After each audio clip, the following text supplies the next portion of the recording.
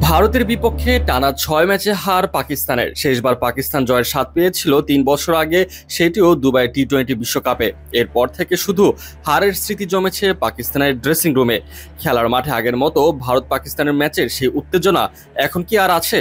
এর থেকে তো বাংলাদেশ ও শ্রীলঙ্কার মধ্যকার নাগিন ডার্বির রাইভালরি আরও বেশি জমজমাট।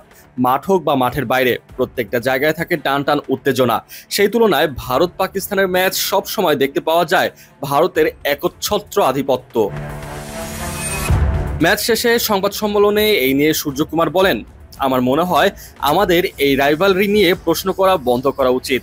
সাথে যোগ করে আরও বলেন, আমার মতে যদি কোনো দল 15-20 ম্যাচ খেলে তার মধ্যে যদি 7-7 অথবা 7-8 স্কোর লাইন থাকে তাহলেই এটাকে দ্বৈরথ্য বলা যায়। কিন্তু 13-0 বা 10-1, আমি জানি না আসল সংখ্যাটা কি, কিন্তু এটা এখন আর রাইভালরি নেই।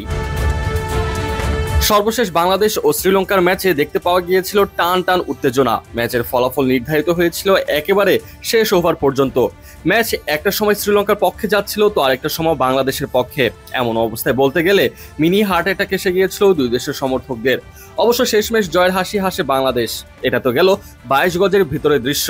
আর 22 গজের বাইরের দৃশ্যে দেখতে পাওয়া যায় নাগিন ড্যান্সের সেলিব্রেশন। মুশফিকের করা সেই ঐতিহাসিক নাগিন ড্যান্সের পর থেকেই এই দুই দেশের ভক্তদের মধ্যে খেলা নিয়ে তর্ক বিতর্কের মাঝে উঠে আসে এমন নাগিন ড্যান্স।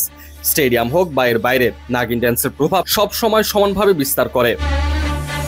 আর খেলার মাঠে কখনো শ্রীলঙ্কার দাপট তো কখনো বাংলাদেশের দাপট।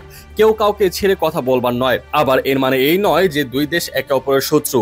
এই তো কয়েকদিন আগে সমীকরণ যখন এমন দাঁড়িয়েছিল যে শ্রীলঙ্কা আফগানিস্তানকে হারিয়ে দিলে বাংলাদেশ সুপার 4-এ উঠে যাবে, তখন বাংলাদেশের ক্রিকেট ভক্তদের মাঝে এসেছিল এক ভিন্ন রকমের উৎসব। শ্রীলঙ্কাকে সাপোর্ট করার জন্য কত বাহারি রকমের পোস্ট দেখতে পাওয়া গিয়েছিল সোশ্যাল মিডিয়ায়, এবং কি খেলার মাঠেও সাপোর্ট দিতে চলে গিয়েছিল বাংলাদেশের ভক্ত সমর্থকেরা।